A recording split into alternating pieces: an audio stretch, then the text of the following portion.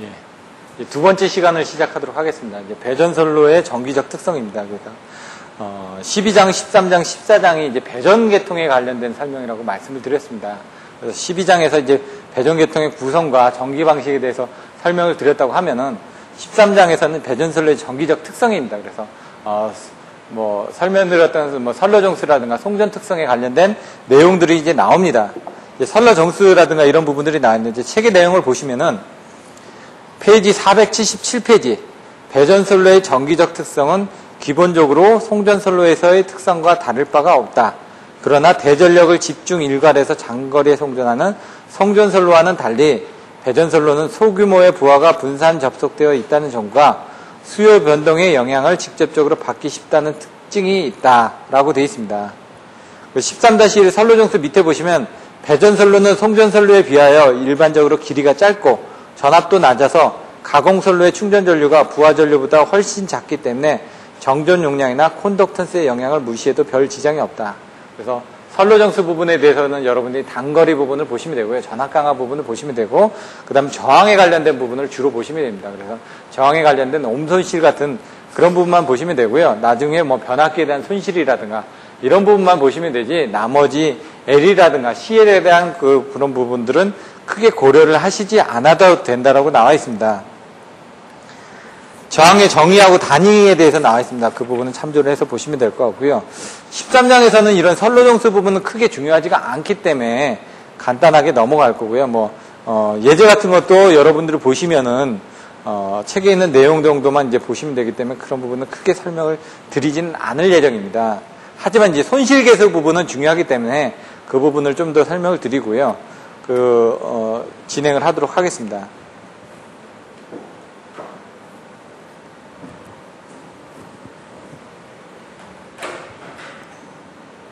페이지 477페이지에 저항의 단위가 있고요. R은 로 A분의 L. 이런 부분은 이제 송전 쪽에서도 나왔기 때문에 그런 부분은 여러분들이 참조를 하시면 될 것 같고요. 두 번째, 인덕턴스가 나옵니다. 이 인덕턴스가 이제 앞에서 배우셨던 인덕턴스하고 조금 식은 다른 것처럼 느껴지는데 결론은 똑같죠. 다시 한번 정리를 하면 L은 0.05 플러스 0.4605 로그 10을 밑으로 하는 R분의 D이고 미리 헬리포 킬로미터 라는 부분을 여러분들 알고 계시면 되고요. 여기 이제 복도체가 들어가거나 그러면 N이 들어가서 나눠진다. N이 들어가고 요거에 대한 R 값이 이제 바뀌어진다. 이런 내용들을 N에 R에 N-1 이런 식으로 바뀌어지는 부분을 여러분들이 알고 계셔야 되겠죠. 여기서 이제 틀려지는 부분은 여기에 대한 D가 어떻게 바뀌어지냐라는 내용이 나와 있습니다. 그래서 도치의 단면이 원형인 경우, 아닌 부채꼴 또는 반원형인 경우 해가지고 이 D값이, 등가 성간거리 이 D값이 틀려진다라는 그런 부분이 나와 있습니다. 그래서 보통은 이제 등가 성간거리가 원형일 때는 여기 보시면은 세 개니까 상상이니까 DAB, DBC, DCA 해가지고 이렇게 나눠졌다 하면 부채꼴하고 반원형이 있기 때문에 그때는 이런 부분들이 등가 성간거리가 틀려진다. 여기 나와 있는 거 2 곱하기 0.84 곱하기 R1 플러스 T라는 이 부분을 바뀌어진다라는 게 차이점이 있다. 이런 정도만 여러분들이 알고 계시면 될 것 같습니다. 나머지 부분은 저항, 인덕턴스 이런 부분, 등가 성간거리까지 똑같은데 여기서 도치의 단면적이 틀려지는 경우가 하나 더 추가가 됐다. 이런 정도만 알고 계시면 될 것 같습니다. 그 다음에 3 커피시턴스.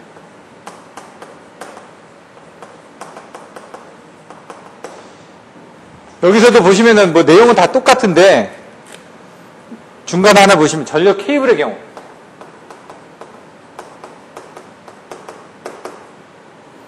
가공 배전선로의 경우와 비교하면 성간거리가 짧아지는 데다가 절연체의 비유진열이 크기 때문에 정전 용량은 아주 커진다. 정전 용량이 커진다는 얘기입니다. 케이블이 얼마나? 20에서 30배 정도. 이런 정도는 앞에서도 내용이 나와 있기 때문에 이런 부분을 여러분들이 정확하게 이해하고 계시면 될 것 같습니다. 앞에서는 크게 어려운 부분도 없고 크게 중요한 부분도 없기 때문에 그냥 넘어가고요. 이제 전압 강화. 배전선로는 이제 전압이 적다 보니까 그리고 여기 있는 저항 성분이 커지다 보니까 이런 전압 강화가 더 커지게 되어 있습니다. 그래서 전압 강화를 올려주기 위해서 배전선에서의 전압 조정 방법이 어떻게 되는지, 뭐 주상 변압기를 쓴다든가 아니면 저압의 밸런스를 쓴다든가 아니면 승합기를 쓴다든가 여러 가지 방법들이 14장에 이제 설명이 나와 있습니다. 그래서 이 전압 강화에 대해서 변전소에서의 전압 조정을 하는 부분, 배전소에서 전압 조정을 하는 부분, 발전소에서 전압 조정을 하는 부분, 이런 것들이 14장에서 설명이 되어 있습니다. 그래서 여기서는 근데 배전솔의 전기적 특성에 대해서 전압 강화하다 보니까 얘는 단거리 특성에 대해서 설명을 하고 있고요. 단거리 특성에 대한 허용 단자 전압 강화이기 때문에 여러분들이 이제 그 벡터도로 해가지고 그 그림을 그려서 이해를 하시면 될 것 같습니다. 근데 이 전압의 여기 보시면은 전압 강화는 선로의 전류가 흐름으로써 발생하는 역기전력 때문에 생긴다. 역기전력 때문에 발생한다. 여기 이제 두 가지가 나왔습니다. 전압 강화에서 첫 번째, 전압 강화율하고, 뒤에 보시면은 전압 변동률이 나옵니다.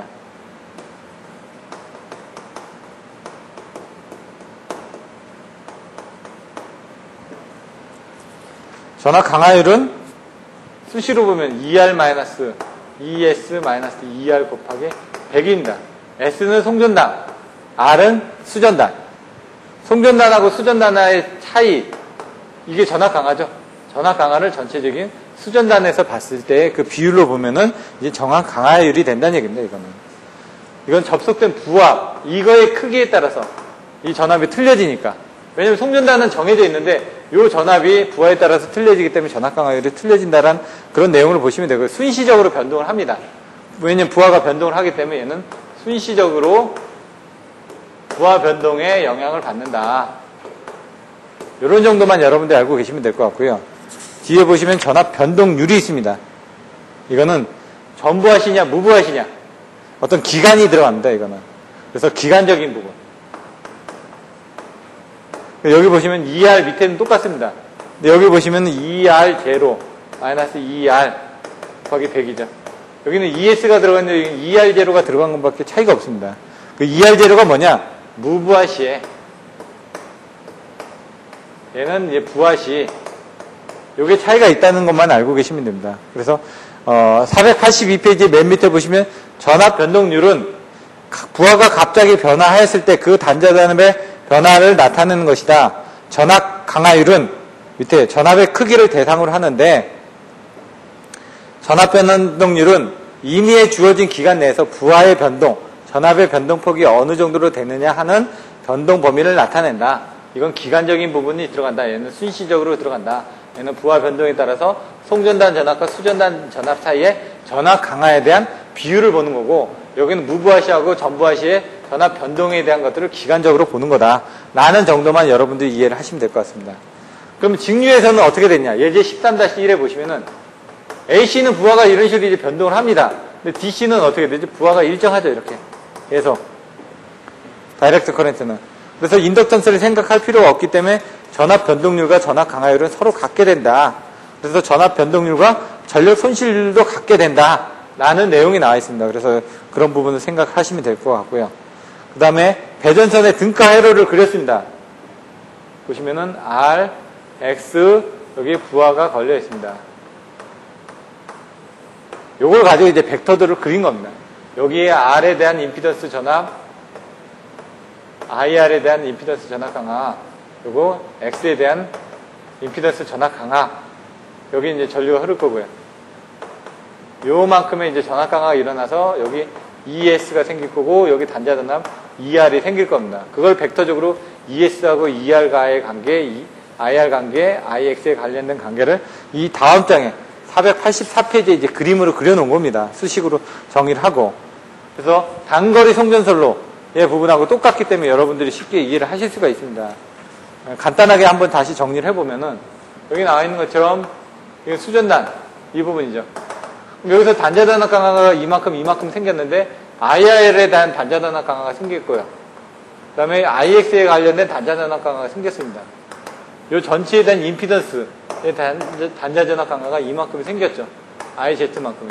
그래서 이 단자전압이 어떻게 된다고요? 이 수전단의 전압인 ES가 된다. 이렇게 됐다는 얘기입니다.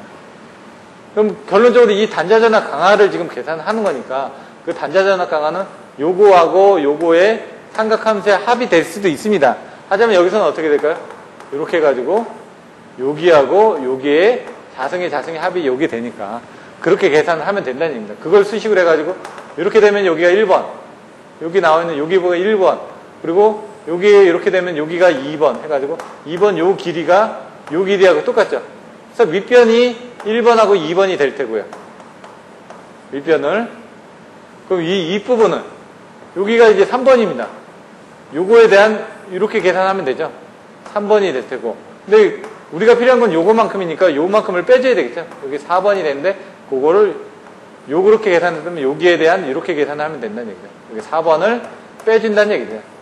이거를 자성을 하고 요걸 자성을 한 다음에 더해주면은 그게 임피던스 전압 강화 IZ가 나온다는 얘기입니다, 지금.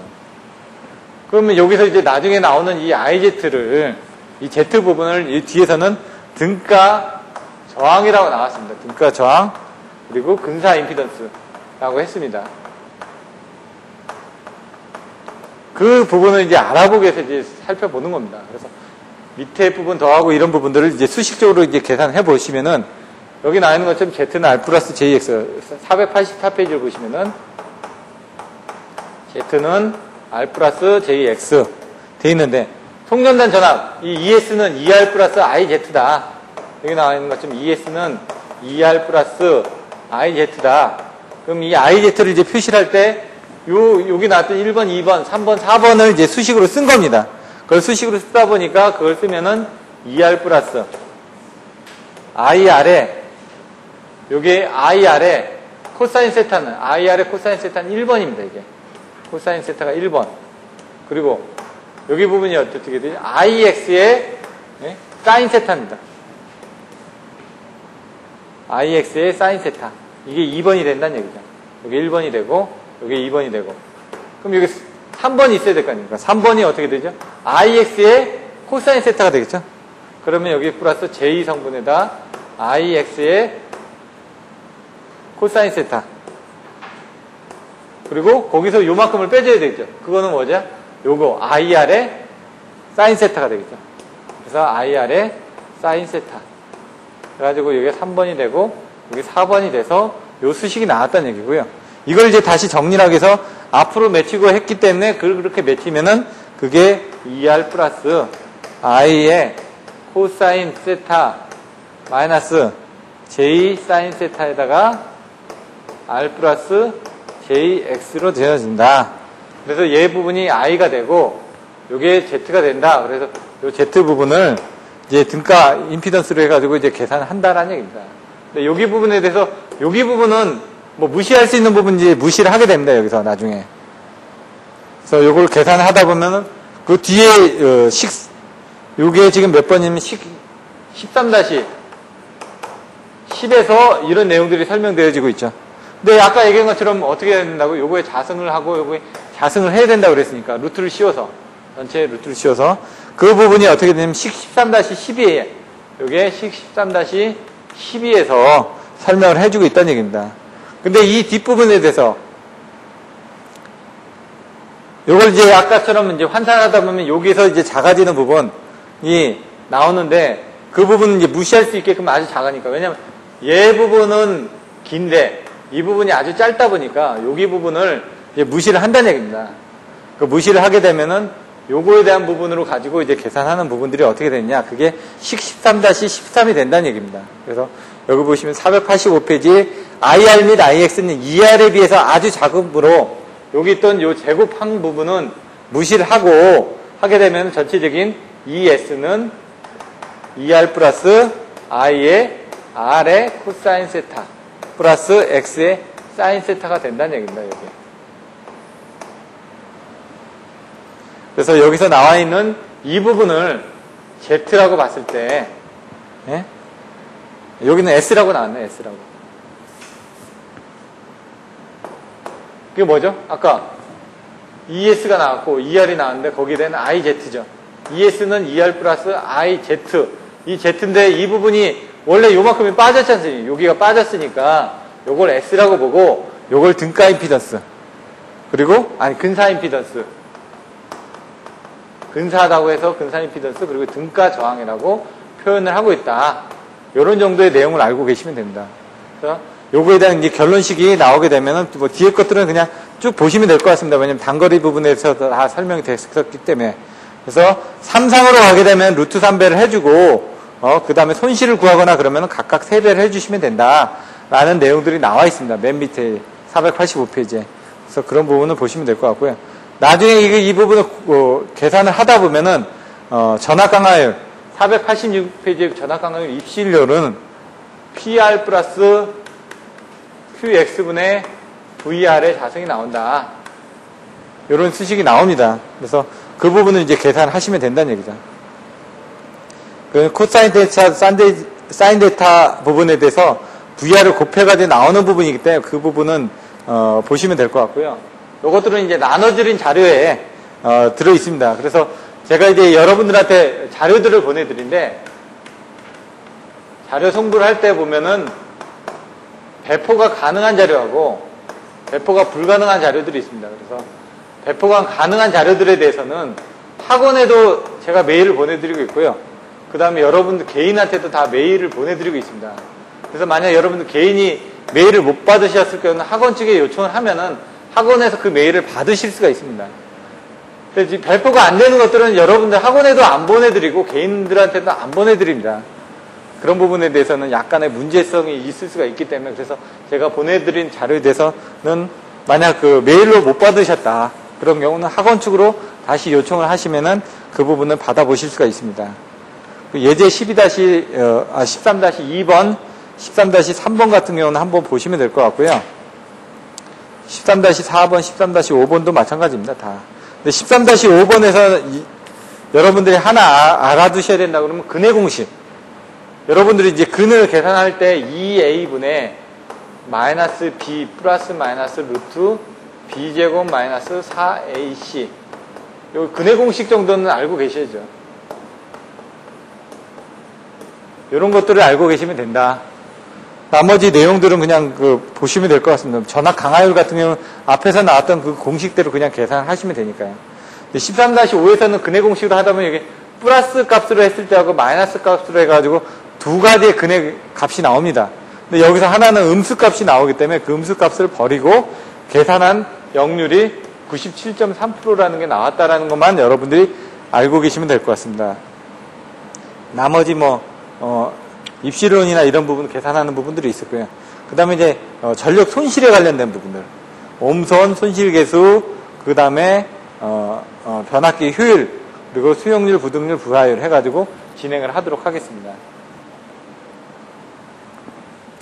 13장에서는 지금까지 설명드렸던 부분보다는 이 손실에 관련된 손실계수 부분이 더 중요하기 때문에 여러분들이 이쪽에 대해서 더 많은 시간을 할애를 하고 이해를 하시는데 중점을 두어야 하셔야 될 걸로 사료가 됩니다. 그러면 이제 손실계수 부분에 대해서 알아보실 텐데요. 그 손실도 보시면은 부하의 형태에 따라서 손실의 계수가 틀려지기 때문에 그런 부분, 앞에서 설명드렸던 그 부하의 형태에 따른 것들을 한 번 더 머릿속에 암기를 하시는 게 나을 것 같습니다.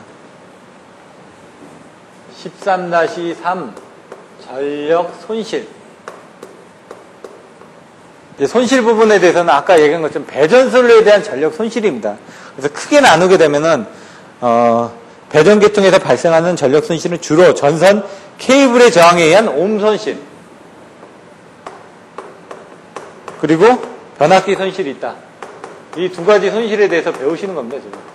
근데 이제 첫 번째 이제 옴 손실이 뭐냐? 케이블에 대한 옴 손실이다 보니까 그 케이블에 대한 그 부하의 형태가 어떻게 되는지, 부하가 어디에 연결되는지, 전원에 집중된 경우, 아니면 중간에 집중된 경우, 말단에 집중된 경우는 그 케이블에 대해서 길이가 이제 틀려지겠죠. 저항 부분이 틀려지니까 거기에 대한 것들을 보시면 되고, 이제 변압기 손실은 이제 부하선하고 무부하선으로 나눠지죠. 무부하선, 철선, 부하선, 동선 이런 것들이 나눠지고 그거에 대한 저감 대책들이 뭐가 있는지 그런 부분에 대해서 설명을 하고 있습니다. 그래서 참고를 하시면 될 것 같고요. 여기서는 이 옴선에 대해서 먼저 배우게 될 겁니다. 이 옴선이 바로 그 손실 계수를 판정할 때 이 옴선을 가지고 이용을 하기 때문에 이 부분을 정확하게 이해를 하셔야지만 됩니다. 배전술래의 옴선은 이제 PC는 여기는 책에 있는 거하고 똑같이 써보겠습니다. PC는 N, I 자승 R입니다. 손실은 I 자승 R인데 여기 N이 붙었습니다. 그 N이 뭐냐? 전선의 가닥수라는 얘기입니다. 가닥수.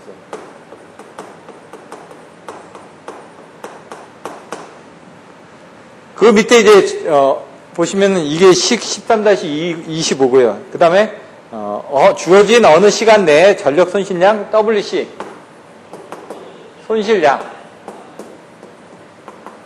WC는 NI 가승의 R의 T. 이 T가 뭐냐? 시간이 들어갔다는 얘기죠. 얘는 손실이다 보니까 얘는 W가 됐는데 얘는 손실량이다 보니까 시간적인 부분이 들어가다 보니까 얘는 WH가 들어간다는 얘기입니다. 그러니까 이 수식을 아시면은 얘도 알겠죠? W에 H가 붙었으니까 시간만 붙는다. 라는 부분은 이제 여러분들이 아시면 된다는 얘기입니다. 요게 이렇게 내용이 나와 있고, 그거를 이제 손실 개수로 표현을 하다 보면은, 요거는 이제 그 옴선에 대한 기본식인데, 손실 개수를 표현을 하다 보면 이거를 한 상에 대해서 이제 표기를 하는 겁니다. 한 상에 대해서. 한 선로에 대해서. 요 수식에서 한 선에 대해서 표시를 하다 보니까 n이 없어지는 겁니다. 이렇게 n이. 일반적인 수식에서. 그래서 보시면은 손실 개수.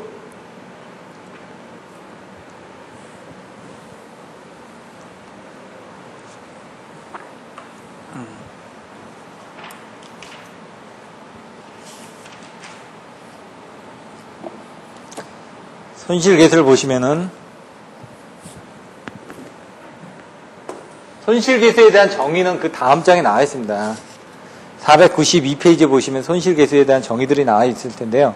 그 부분에 대한 것들은 한번 읽어보시면 되는데, 먼저 이제 그 앞에 나와 있는 손실 개수, 옴손실은 뭐냐? 여기서는 PC는 NI 자승 R인데 여기서는 PC는 I 자승 R로 나왔다 이거죠. 한 선이니까. 그래서 중요한 거는 한 선당에 대한 부분으로 했고, 여기는 WC 부분을 똑같이 WC로 했는데, 여기서는 좀 틀리겠습니다. I 자승 RT를, 이 T라는 어느 시간 부분을 적분을 했다는 얘기죠. 적산을. 그래서 WC는 인테그랄 0에서 이 T라는 시간 동안에 I 자승 R에 대한 부분을 어떻게? 적분을 하다 보니까 시간에 대해서 적분을 했다. 그래서 그 부분이 WH가 된다. 그래서 이걸 계산을 하게 되면은 얘가 적분하게 되면은 나와 있는 것처럼 I 자승 R은 상수니까 I 자승 R이 나오고요. 0에서 T로 나오고 그 부분에 대한 것들을 DT로 해가지고 뭐 여기는 아무것도 없지만 DT가 되면은 얘를 I 자승 RT로 계산하게 되겠죠. 여기 부분이 없어지니까. 그러면 이제 이 T가 나오니까 I 자승 RT 부분이 돼서 요걸 이제 다시 계산하면 이 I를 IM의 자승의 H, RT로 계산합니다. 이렇게. 여기서 나오는 이 부분이 손실이라는 얘기죠. 최대 부하에 대해서 손실까지를 고려했을 때의 손실, 송전 전류라는 얘기입니다. 그걸 이제 계산해서 보시면 그 뒷장에 나와 있습니다. 중요한 건 뭐냐면 여기 이제 H가 이제 손실 개수라는 얘기인데 이 손실 개수에 대한 정의를 이제 보실 때 요 수식을 이해를 하셔야 된다는 얘기입니다. 요 수식. 0에서 T까지 I 자승 R의 DT 이거를 이제 번역을 하게 되면 IM 자승의 H의 RT다. 이 IM은 뭐다? 최대 전류다. 라는 부분으로 되어 있습니다. 그러면 결론을 보시면 뒤에 손실 개수는 뭐라고 되어 있냐면 어느 기간 중에 전류의 제곱의 평균 그리고 같은 기간 중에 처음에 이제 어느 기간을 했으니까 그 기간이 같다는 얘기죠. 같은 기간 중에 최대 전류의 제곱이다. 라고 정의를 했습니다. 이 정의 부분이 잘 이해가 안 되실 텐데, 그걸 이제 수식을 가지고 보시면 된다는 얘기입니다. 수식이 어디 나왔냐?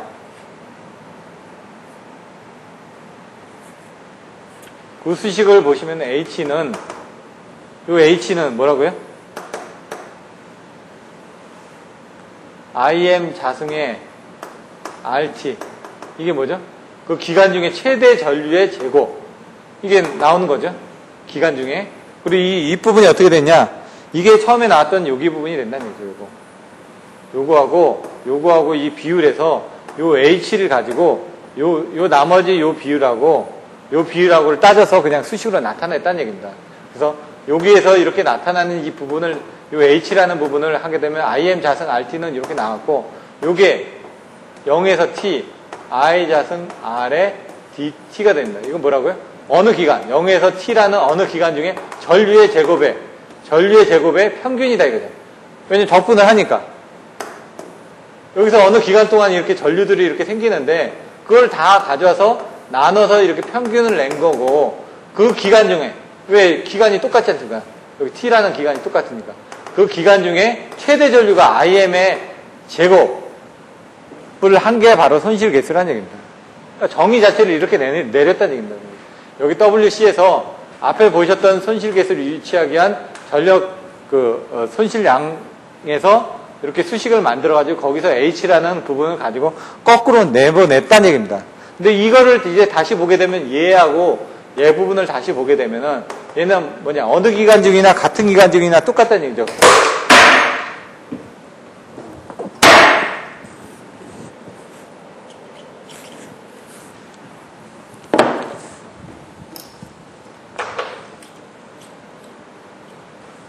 여기 보시면은 어느 기간이나 같은 기간 중은 똑같은데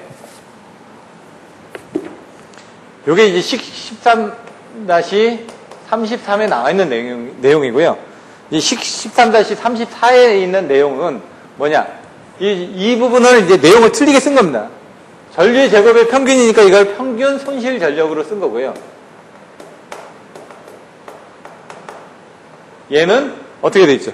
최대 손실 전력으로 쓴 겁니다. 이렇게 쓴 게 바로 13-34가 되는 겁니다.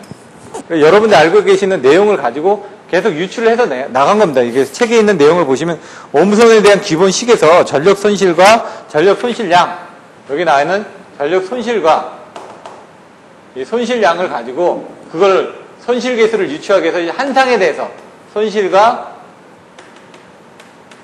손실량을 적분을 해가지고 나타나니까 이와 같이 IM 자승의 HRT라는 손실계수를 표현한 수식으로 변환이 됐는데 그 손실계수 부분을 놔두고 이걸 밑으로 가고 이걸 위로 올라가다 보니까 이 IM의 자승의 RT 부분이 같은 기간 중에 최대 전류의 제곱이 되는 거고 얘는 어느 기간 중에 전류 제곱의 평균이 된다는 얘기입니다.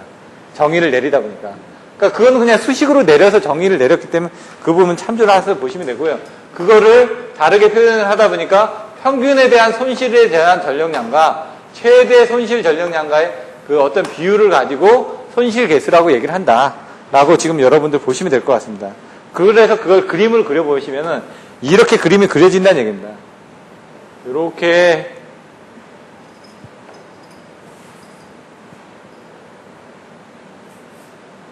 그림이 그려져 있습니다. 이렇게 돼 있고 요게 손실이고 요게 손실이고 요게 손실량이라는 얘기입니다. 요게 1번, 얘가 2번, 3번. 그러면 3번은 1번 플러스 2번이다. 이거하고 같다. 이렇게 돼 있고 여기 부분이 IM의 자승의 R이라는 얘기죠. 여기 이제 그 전체 시간이고 여기 등가 시간인데 이게 이쪽에 가까울수록 보면은 이 부분이 줄어들겠죠. 이 부분이 줄어든다는 건 얘도 줄어든다는 얘기입니다. 이게 이쪽으로 멀어질수록 얘 면적이 커지니까 얘 면적도 커지겠죠. 그래서 그런 부분을 지금 나타내고 있는 겁니다. 여기 그림상에서는 손실 곡선과 전력 부분 간의 그 등가 시간과의 개념에서 손실 개수가 큰 게 손실이 적습니다. 개수가 크다라는 거는 이 부분이 이쪽으로 이제 많이 가 있다는 얘기입니다. 이 H라는 이 부분이 이쪽에 많이 가 있다는 얘기죠. 그러다 보니까 손실 개수가 크다는 건 이 부분이 작다라는 얘기가 된다는 얘기입니다. 여기서는 거꾸로. 손실 개수가 작다라는 건 이쪽으로 갈수록 이 부분이 면적이 넓으니까 이 부분에 대한 면적도 넓으니까 손실이 크다라는 얘기죠. 그래서 여기 보시면은 497페이지에 보시면은 그림은 그냥 그런 식으로 이해를 하시면 되고요. 손실 개수는 부하 곡선의 모양에 따라서 달라지는데 부하율이 좋은 부하율일 경우 부하율에 가까운 값이 되고 부하율이 나쁜 부하일 경우 부하율의 제곱에 가까운 값으로 되는 경우가 있다. 그래서 그 부분을 가지고 부하율이 좋은 경우는 1에 가깝고 부하율이 나쁜 경우는 0에 가깝다. 그럼 손실계수는 이렇게 H가 있는데 그 H를 이렇게 놨는데 뭐라고요? 부하율이 좋은 부하일 경우 부하율에 가깝다. F가 되고 그 다음에 부하율이 나쁜 부하일 경우 부하율의 제곱에 가까운 부하율의 제곱에 가까운 이건 부하율이고요. 이건 손실계수라는 얘기입니다. 그걸 그냥 수식으로 이렇게 써놓은 것 뿐입니다. 이렇게 마찬가지로 그렇게 해서 부하율이 좋을 때는 이렇게 가고 부하율이 나쁠 때는 이렇게 간다. 부하율이 나쁠 때 이건 부하율이 좋을 때 그 내용을 가지고 이제 설명을 한 겁니다. 그거를 이렇게 보시면 부하율이 좋을 때, 나쁠 때로 이제 보신 거죠. 여기서 이제 그 보시면 분산 부하에 대한 배전선의 옴선. 먼저 이 값을 구해야 되겠죠. 손실을 구해가지고 손실량을 이제 계산을 해야 되겠죠. 그럼 손실과 손실량을 계산하는 이 적분하는 과정들이 필요하다는 얘기입니다. 그러면 처음에 이 손실 부분에 대한 것들을 부하에 따라서 손실이 어떻게 될지를 이제 그 벡터적으로 이제 그 그림을 그립니다. 그 그림에 대한 것들이 나와 있는데, 그거를 이제 설명을 드리면 이제 전체적으로 좀 더 이해가 되실 겁니다. 여기 있는 내용들을 보시면은, P는, 손실은, 아까 나와 있는 것처럼 0에서 T에 대한 I자승 X의 뭐 R의 DX인데, 그 I자승, 요 자승에 대한 RTD 부분을 이렇게 똑같이 그려놓은 것 뿐입니다, 지금. 그거를 이제 그림을 가지고 이제 그려놨는데, 그림을 보시면은, 이렇게 가지고, 송전단과 수전단에 대해서 거리가 가면 갈수록 전체적인 길이가 갈수록 부하가 어디까지 걸려있느냐에 따라서 부하 형태가 아까 얘기한 것처럼 뭐 부하 형태가 이렇게 돼 있다 아니면 직선으로 돼 있다 아니면은 뭐 감쇄라는 부분으로 돼 있다 아니면 가다가 감쇄라는 부분으로 돼 있다 이런 식에 따라서 부하가 어디 분포되느냐에 따라서 그 손실들이 틀려진다는 얘기입니다. 말단에 분포되어 있을 때 근데 기준은 뭐냐 손실계에서는 말단에 분포되어 있을 때 기준으로 해가지고 얘를 환산하기 때문에 그런 부분들이 나와 있습니다. 여기 보시면은 조금 이따 이런 부분에 대해서는 그 수식으로 해가지고 다시 한번 정리를 해서 설명을 드리겠습니다. 페이지 499페이지 있는 내용들은 다시 한번 수식으로 해서 설명을 드릴 테니까 그때 이제 498페이지에 있는 부하 분포 선로라는 내용이라든가 이런 것들은 쉽게 이해를 하실 수가 있고요.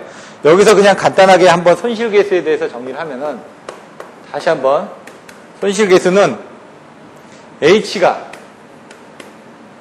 부하의 시간적 변동사항에 따른 손실의 정도를 나타내는 데 비해서 이 스몰 h 이거는 뭐냐면은 손실의 정도 얼마나 손실이 일어나는지 손실의 양을 얘기를 한다는 얘기예요.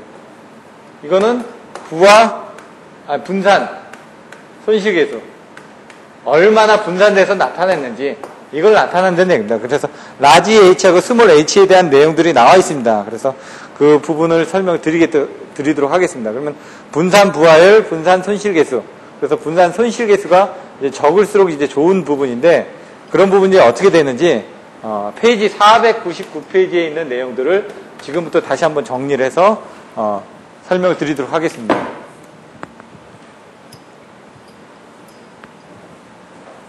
(499페이지에) 있는 그 책의 내용들을 아까 그 요약했듯이 그걸 손실량과 손실 개수에 관련된 내용들을 정리를 해드릴 테니까 그 부분을 살펴보시면 조금 더 이해가 되실 것 같습니다. 이 부분은 이제 책에 있는 내용들을 읽어보시다 보면은 좀 내용이 잘 이해가 안 되시는 부분들이 있는데요. 그것들은 이제 나눠드린 자료에 보시면은 설명들이 잘 돼 있으니까 그 부분을 참조를 하시면 될 것 같습니다.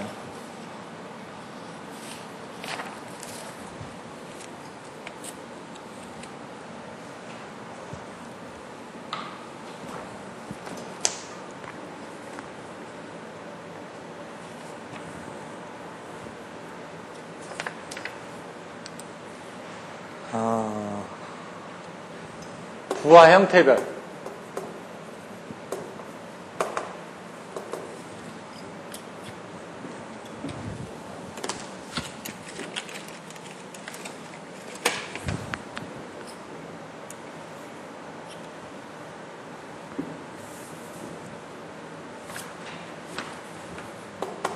부하 형태별 분산 손실계수.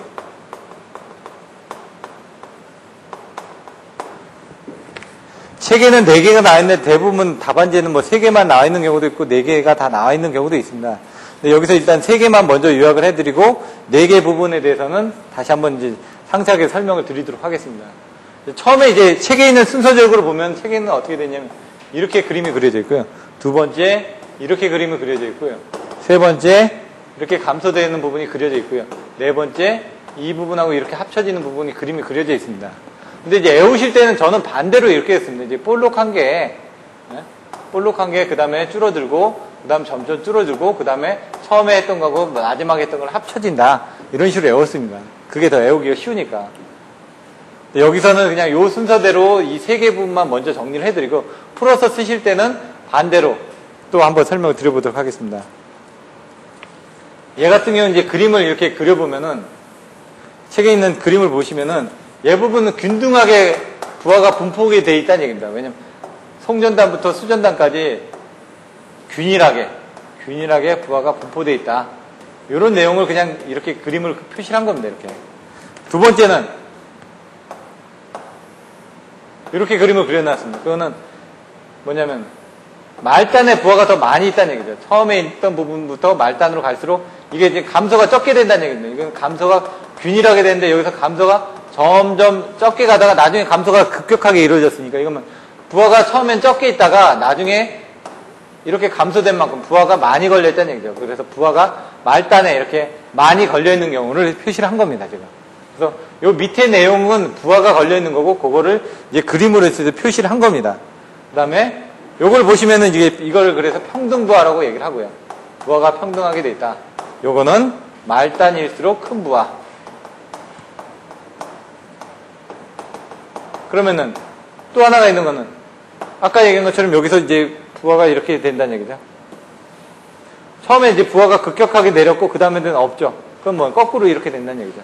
부하가 처음에는 많이 걸려 있고 화살표를 밑으로 하면 나중에 돼서 감소되는 부분이 적으니까 이거는 송전단일수록 큰 부하.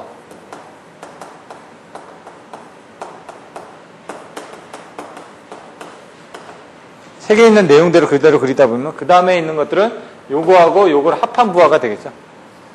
그러면은 중앙일수록 큰 부하가 되겠죠. 그럼 뭐냐? 얘 그림을 합하면은 어떻게 되죠? 이렇게 가고 이렇게 갈 거 아닙니까? 중앙일수록 큰 부하. 부하가 이렇게 중앙에 많이 걸려있을 거 아닙니까? 그러면 얘 부분에 대한 특성은 어떻게 됐죠? 이렇게 됐죠. 가운데까지 보시면은. 이렇게 됐다는 얘기죠. 이렇게. 감퇴가 됐다가. 그 다음에 여기서는 어떻게 되죠? 여기서는 이제 이렇게 되겠죠. 이렇게. 감소가 되겠죠. 그래서 그림을 이렇게 그려놓은 겁니다, 지금. 근데 이 부분은 지금 일단은 생략하고, 요거에 대해서 평등부하일 때 그 부분을 보시면은, 손실계수는, PL1은 3분의 1의 I 자승 R입니다. 손실계수는, I 자승 R. 이건 PL2는 15분의 8 I 자승 R이 될 거고요. 이건 PL3는 5분의 1의 I 자승 R이 됩니다. 근데 그걸 가지고 이제 분산 손실계수.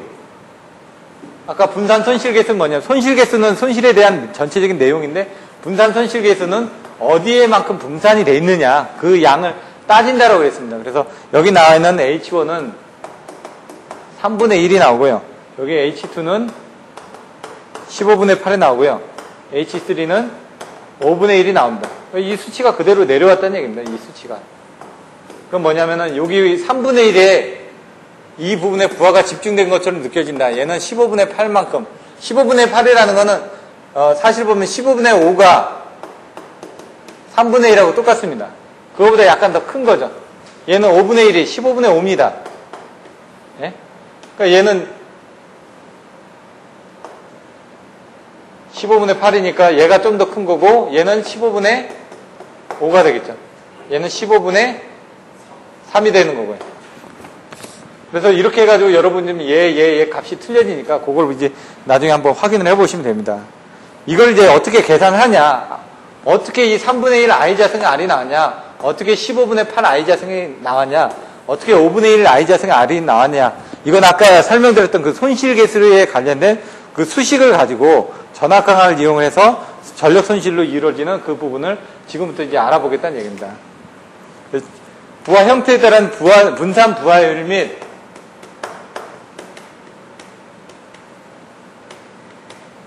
분산 손실 계수를 한번 계산해 보겠습니다.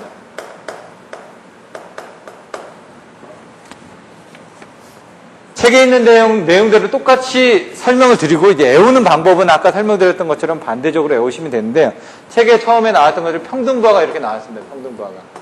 평등부하가 있다는 얘기는 이렇게 그림을 그린다는 얘기고요. 거기에 대한 전압 강화 먼저 전압 강화를 계산합니다. 전압 강화 2는 0에서 1까지 그 다음에 IR에 대한 부분에 대한 것들을 적분을 하게 되면은 R은 상순위가 앞으로 나오고 R은 0에서 1까지 I의 DT가 됩니다. 근데 요거에 대한 이제 수식을 이제 정의를 해 주셔야 됩니다. 그 다음에 여기에 대한 수식을 정의를 해 주시고 얘는 이제 말단으로 갈수록 큰 부하니까 요거는 송전단일수록 큰 부하니까 요거에 대한 방정식, 요거에 대한 수식들을 이제 정의를 해 주셔야 된다는 얘기예요. 요 수식을. 거기에 앞에서 설명드렸던 그 498페이지에 있는 그 내용을 가지고 이제 설명드리는데 얘는 비례적으로 계속 감소를 하지 않습니까?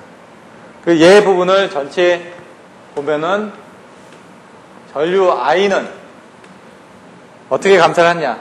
스몰 I는 요 X 성분에 대한 그 비율대로 거리에 따라서 감소를 한다. 이 스몰 I 부분을 이제 수식을 이제 다시 정의를 해 주시게 된다는 얘기다. 그럼 요거를 이렇게 수식을 정의하면 I의 1-X 부분만큼의 감소를 하게 됩니다. 왜냐면 대수적으로 반비를 해서 감소를 하기 때문에 요 전체 I 성분에 대해서 시간에 따라서 요 X 거리만큼 감소를 하면서 이 부하전류가 흐른다. 이 수식으로 되는 겁니다. 근데 여기서는 똑같이 I가 있는데 나중에 보시면 이 I 값이 요거에 대해서 감소하는 여기 흐르는 이 I 값이 틀려진다는 얘기죠. 여기서 함수 I는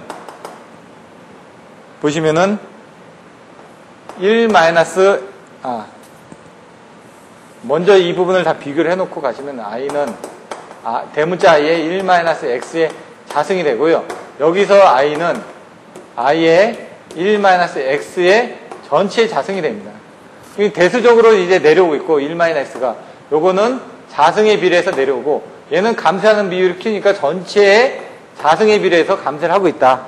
라는 이 수식을 먼저 알고 계셔야 된다. I는 대문자 I의 1-X 얘는 I는 대문자 I의 1-X의 자승 그 I는 1-I의 1-X의 전체의 자승이라는 요 수식들을 알고 계시면 됩니다. 근데 나중에 여기하고 여기 부분에 대한 것들이 합쳐졌을 때는 기간을 얘는 0에서 1까지 전체를 다 봤는데 얘는 요 다음에 있는 이렇게 돼가지고 하는 부분은 여기까지는 2분의 1만큼은 요걸 봐주고 2분의 1만큼은 요걸 봐준다는 얘기입니다, 지금. 그러니까 여러분들이 요 세 개만 정확하게 알고 계시면 얘는 그냥 구하실 수가 있겠죠. 근데 이제 책에 있는 내용은 이렇게 돼 있지만 여러분들 암기하실 때는 얘가 위로 가는 게 또 암기하실 때는 더 편하게 되실 수도 있다는 얘기입니다. 그럼 요 I 값이 요 수식을 집어넣는다는 얘기입니다, 이렇게. 나와 있는 것처럼. 그러면은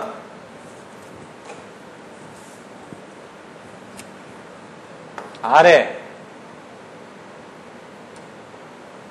0에서 1까지 I가 I의 1-X의 DT가 됩니다. DT가 되면, 여기서는 DX로 바꿔줘야 되죠. 변수가 X로 바뀌었으니까, 여기서는 이제 DX로 바꿔집니다. 이렇게. 그러면은 이제 X에 대해서 미분을 하기 위해서, 적분을 해보면은, 요걸 계산을 해보면은, 그냥 한 줄로 나중에 비교를 하기 좋게끔, 이 I 성분은 아파트로 빠지니까, I 아래, 그 다음에 여기에 대한 적분을 하게 되면은, X-2분의 1 X의 자승에 0에서 1까지가 됩니다.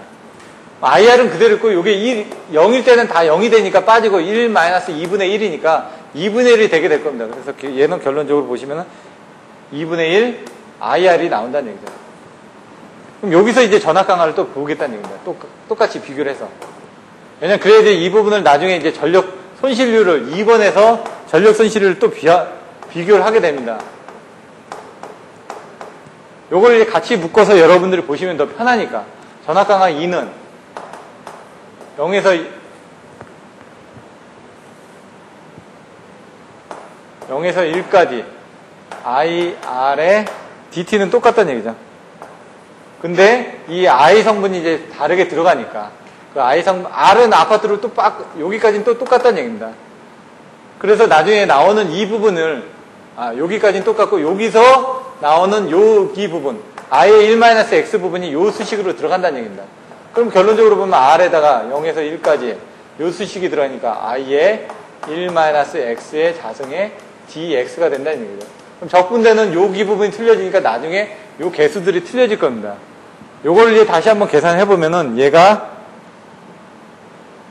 IR의 x의 마이너스 3분의 1의 x의 3승이 되겠죠. 0에서 1까지. 그러면은 0부분 빼고 1-3분의 1이니까 이거는 뭐냐? 결론적으로 3분의 2 IR이 나온다는 얘기입니다. 여기서도 또 보시면 2는 똑같이 0에서 1까지 I의 R의 DT인데 이걸 계산하면 R이 나오고 0에서 1까지인데 요 수식이 들어간다는 얘기죠. 그래서 I의 1-X의 전체의 자승의 dx가 된다는 얘기입니다. 그럼 여기 부분이 이제 틀려진다는 얘기죠. 그게 나오게 되면은 I 자승 R에 왜냐면 이게 1-X의 자승을 갖다가 변환을 하게 되면 1-1의 자승 마이너스 2x 마이너스 x의 자승이 되죠. 이거를 지금 이 안에다 넣고 다시 또 적분을 해야 되니까 아까는 요 지금 상수가 x의 상분이 하나였기 때문에 적분을 할 때 요 1이 하나 나왔고 x의 자승이 하나 나왔는데 여기는 3개가 있지 않습니까? 이렇게 3개가. 그러니까 여기서도 이제 3개가 나와야 되겠죠.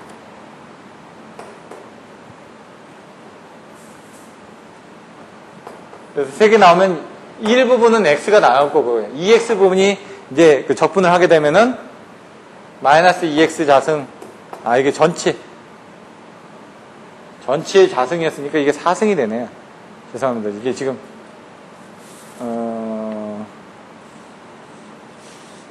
이게 2x니까 이거는 x의 자승이 될 거고요. x의 자승. 그리고 요거는 3분의 1의 x의 3승이 됩니다. 0에서 1까지 넣게 되면 1이 들어가니까 1-1. 그러니까 얘는 없어지죠. 그리고 3분의 1이니까 얘는 3분의 1 IR이 나옵니다. 여기서 알 수 있는 거는 얘는 2분의 1 R, 3분의 2 IR, 3분의 1 IR. 해가지고 이 분산 부하율에 대한 전압 강화율 비유가 여기 분산 부하율이 되겠죠. 그래서 여기 책에 보시면은 분산 부하율이 2분의 1, 3분의 2, 3분의 1 나온 부분이 바로 요 수치가 되는 겁니다, 지금. 그럼 이제 그 뒤에 나와 있는 이제 분산 손실 개수. 손실 개수는 아까 자승이 들어가지 않습니까?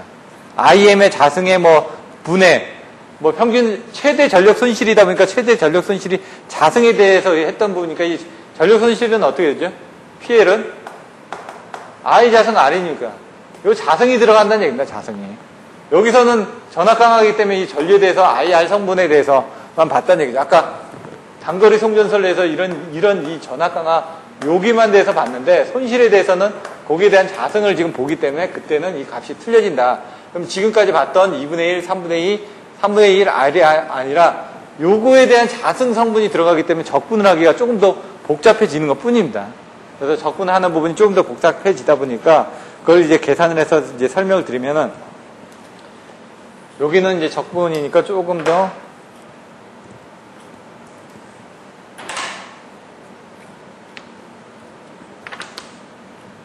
다른 색으로 한번 설명을 해보겠습니다.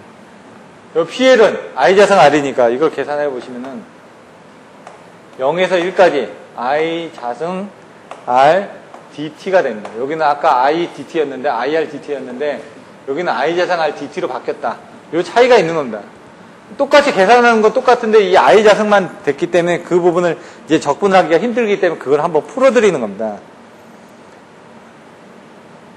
그러면은 똑같이 R은 바깥으로 나가고요. 0에서 1까지 I의 자승의 T가 되겠죠. 근데 이 I 부분을 이제 저 수식을 집어넣는다는 얘기죠. R에서 0에서 1까지 I 부분이 어떻게 된다고요? 여기 I의 1-X의 요거의 전체 자승이 되는 거죠. 그러면 I에도 자승이 되고 1-X의 여기도 자승이 됩니다. 그리고 dx가 된다는 얘기죠. 여기 부분만 여러분들이 정확하게 이해를 하시면 된다. I 자승이니까 여기 나왔던 요 I에도 자승이 되고 1-x에도 자승이 된다는 얘기입니다. 그 수식하고 요 수식의 차이는 여기 부분이다 라는 것만 이제 알고 계시면 됩니다.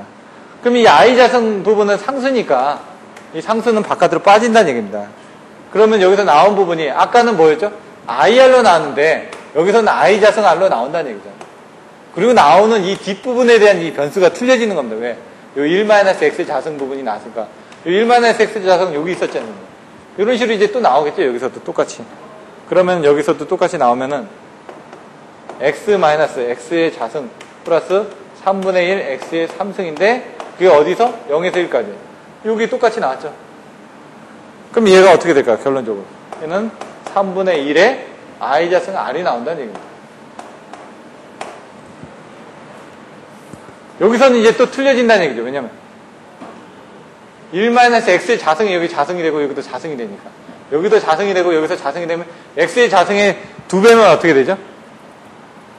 그때는 이제 변수가 3개가 나오죠. 또 x의 4승이 나오겠죠. 그래서 값이 또 틀려진다는 얘기입니다. 그걸 한번 살펴보시면 이 전력 손실 PL은 똑같이 I 자승 R입니다. 그럼 0에서 1까지 I 자승의 R의 DT인데 이걸 계산하게 보면 이렇게 나온다는 얘기죠. R 값을 미리 빼고 0에서 1까지인데 요 수식이 들어가겠죠. I의 자승에 1-x의 자승에 dx가 된다는 얘기입니다. 이거를 이제 하게 되면 I 자승 R은 또 똑같이 나올 거고요. 이 뒤에 나와 있는 이 부분이 이제 틀려진다는 얘기입니다. 그 뒷부분이 x 그게 왜 그러냐면 얘가 1-x의 자승인데 실질적으로 1-2x의 자승에 플러스 x의 4승을 적분을 하는 거죠. 얘는. 그러니까 1을 적분하게 되면 x가 되고요. -2x의 자승을 적분하게 되면 3분의 2가 되겠죠. -3분의 2의 x의 3승이 되겠죠. 그리고 얘는 x의 4승이니까 5분의 1의 x의 5승이 될 겁니다. 이거는 5분의 1의 x의 5승이 된다는 얘기죠. 그걸 0에서 1까지 이렇게 하게 되면은 1을 집어넣으면은 1-3분의 2 플러스 5분의 1 그럼 볼까요? 1-3분의 2 플러스 5분의 1 그럼 15로 환산하면 얘는 15분의 5 15 마이너스 얘는 15분의 5배를 하니까 10 여기는 또 15분의 3배를 하니까 15분의 3 이렇게 되면 15분의 5에다가 15분의 3을 더하게 되니까 얘가 15분의 8이 되겠죠. 그래서 얘는 15분의 8의 I 자승 R이 나오는 겁니다. 이렇게 여기서도 똑같이 전력 손실을 가지고 계산하면 되는데 생략을 하면은 전력 손실을 가지고 계산을 하는데 이거 다 생략하고 이거 지금 1-x의 자승에 이것도 전체의 자승이 되겠죠. 이거 자승을 한 값에 여기다가 자승을 또 해줘야 된다는 얘기입니다. 여기서 또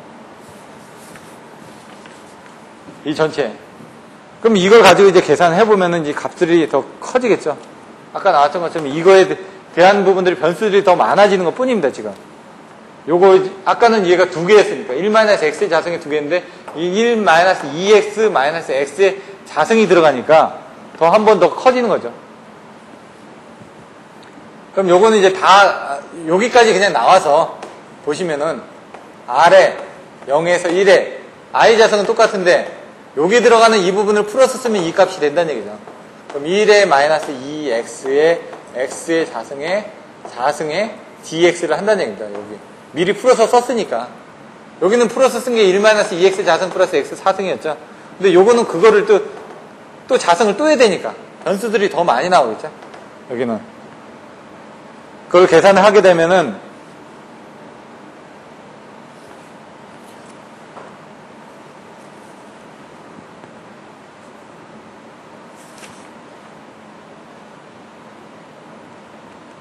(1-x의 자승)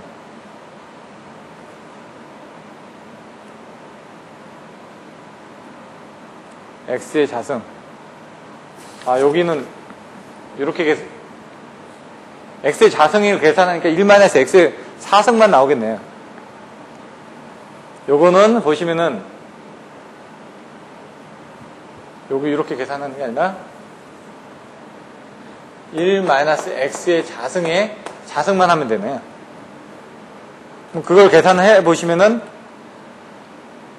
1-x의 4승이 나오니까 그걸 잠깐만 요걸 계산하면은 x의 자승 똑같으니까 요 수식들이 또 똑같이 되면은 i 자승 r에다가 계산한 게 1-2x의 자승 플러스 2x의 3승 마이너스 x의 4승 플러스 5분의 1 x의 5승이 됩니다. 그걸 0에서 1까지 1-x의 자승이니까 1- 아까 한 게 맞네요. 2x의 자승에 플러스 x의 4승에다가 자승한 거니까 요게 지금 보시면은 또 요게다 여기를 또 이거를 1-x의 자승 1-x의 자승이니까 1 그러니까 1-2x의 자승 플러스 x의 4승이 나오는데 x의 자승에다 자승 그러면은 1-2x 그 다음에 2x의 3승 해가지고 계산하면은 1-2 플러스 2 마이너스 1 플러스 5분의 1 하게 되면 얘 없어지고 얘 없어지고 얘 없어지고 얘 없어지니까 결론적으로 5분의 1만 나옵니다. 얘는. 그래서 5분의 1에 i 자승 r이 나옵니다. 그래서 여기서 보셔야 되는 게 2분의 1, 3분의 2, 그리고 3분의 1이 나왔고 그 다음에 3분의 1, 그리고 15분의 8, 그리고 5분의 1이 나옵니다. 그래서 이렇게 보시면 되고 얘하고 얘 부분을 이제 나눠서 했을 때는 이 부분을 반반을 나눠서 하시면 되기 때문에 이걸 이제 종합적으로 한번 다시 정리를 해보면은 앞에 가서 요 수식들을 여기 앞에 가서 다시 한번 정리를 해보면은 그림을 다시 그래서 정리를 해봅니다. 근데 이걸 외우실 때 지금 계산은 이렇게 여러분들 하지만은 외우실 때는 반대로 해주실 수도 있다는 얘기죠. 말단부하일 때 이렇게 그 다음에 평등부하일 때 말단일수록 이제 큰 부하가 걸려있는 경우 그 다음에 이건 말단 제가 여기다 써놓겠습니다. 얘는 평등 얘는 송전단 그리고 얘는 요거는 어떻게 해요? 말단이 얘는 송전단이니까 얘는 중앙인 중앙 요걸 가지고 이제 그림을 그려서 보시면은 분산 부하율 분산 손실 계수를 외우실 때 얘가 가장 좋죠. 말단 부하에 걸려있을 때 기준으로 하기 때문에 얘가 3분의 2다. 그럼 얘는 그냥 외우실 때 2분의 1이다. 그 다음에 얘는 3분의 1이다. 이렇게 외우라는 얘기죠. 얘가 가장 크고 그 다음에 큰 게 얘 다음에 큰 게 2분의 1이죠. 그 다음에 큰 게 이제 3분의 1이고 그럼 얘는 어떻게 될까요? 얘하고 지금 가치가 연결된 거 아닙니까? 그럼 얘는 얘 가운데 거하고 똑같겠죠? 이제 외우는 방법에 대해서는 그렇게 외우시면은 이제 답을 외우시기가 편하다는 얘기입니다. 계산은 이렇게 하시는데 그러면 여기 대해서 이제 분산 손실 계수도 이제 계산할 때 보면은 얘 부분이 3분의 1, 얘는 15분의 8, 얘는 5분의 1 이렇게 보시면 된다는 얘기죠. 그럼 얘가 이제 계산했을 때 5배니까 15분의 5 정도가 됐고 거꾸로 반대로 되죠. 얘는 15분의 8 정도가 됐고 얘는 또 15분의 3 정도가 됐고요. 이런 개념으로 된다는 얘기죠.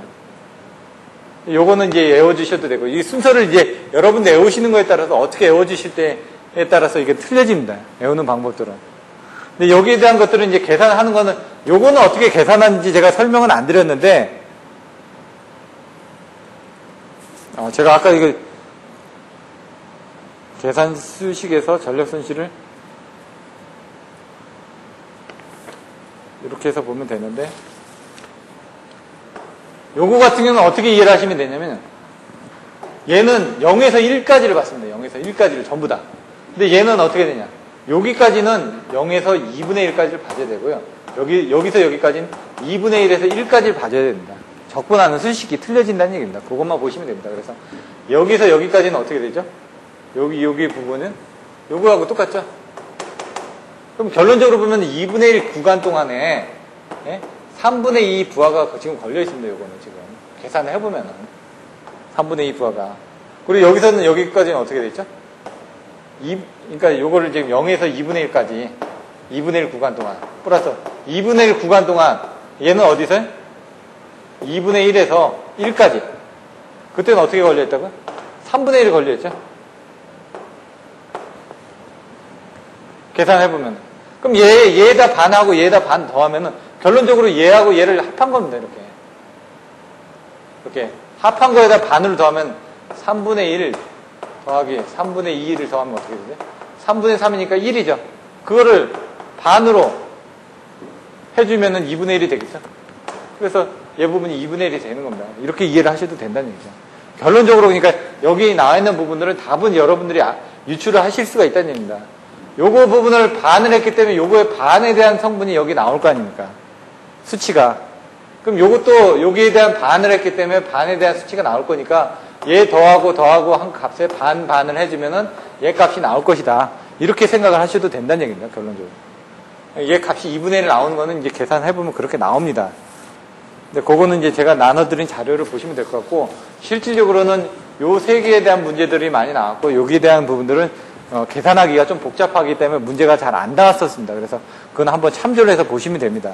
그래서 여러분들이 여기서는 분산 부하율하고 분산 손실계수를 여기 보시는 것처럼 분산 부하율하고 분산 손실계수를 전압 강화에 대한 부분하고 전력 손실에 관련된 부분으로 나왔습니다. 그래서 처음에 옴선으로 가지고 설명을 드렸죠. 옴선에 대한 정의가 어떻게 되냐, 그럼 전력 손실이 어떻게 된다, 그 다음에 전력 손실량에 대한 부분이 어떻게 된다, 그래서 전력 손실량을 기준으로 해가지고 전력 손실계수를 유도하는 IM 자승의 RT로 해가지고 유도하던 그 식이 나왔었고, 거기에서 이제 손실계수에 대한 정의를 가지고 설명을 드렸었고, 그 다음에 그 부하의 분산 형태에 따라서 이제 그 분산 부하율하고 분산 손실계수가 어떻게 되는지 이 수식을 가지고 이제 설명을 했는데, 요거는 이제 그림을 그릴 때 평등 부하일 때, 요거는 말단의 부하가 집중되어 있을 때 그림을 이렇게 그렸고, 요건 송전단의 부하가 집중되어 있을 때 그림을 이렇게 그렸다.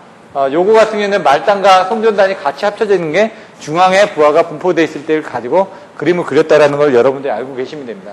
그래서 그거를 전압강화 기준으로 했을 때는 IR로 풀어서 썼고, 전력손실로 풀어서 했을 때는 I자승 R로 해가지고 풀어서 썼다. 그거를 각각을 비교를 했을 때 이 수식을 I는 I의 1-X로 정의가 된다.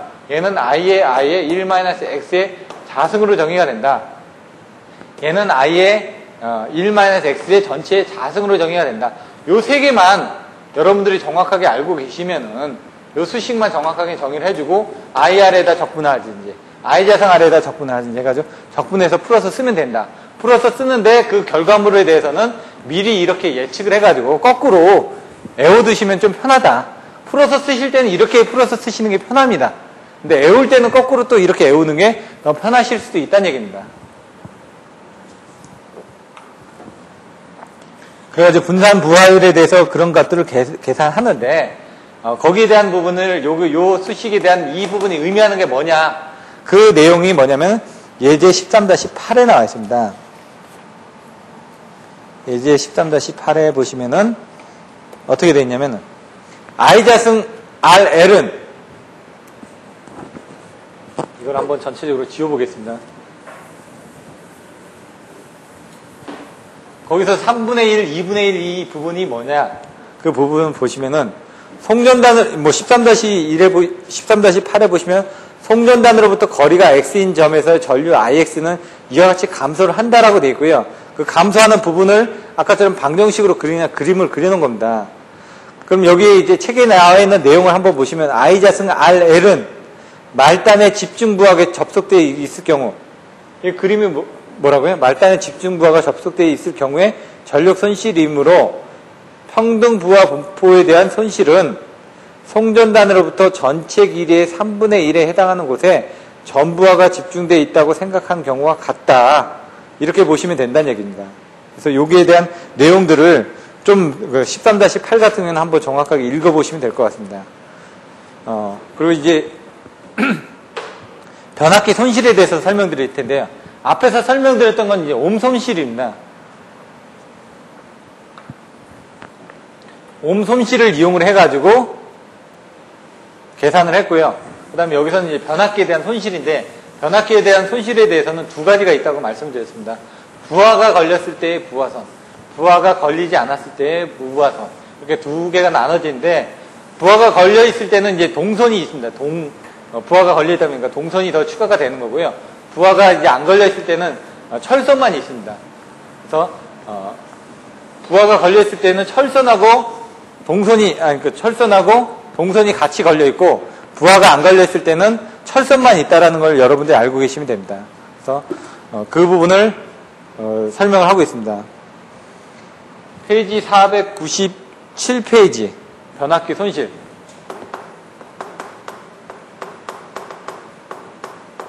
뭐가 있다고요? 철선과 동선이 있다. 책에 있는 것처럼.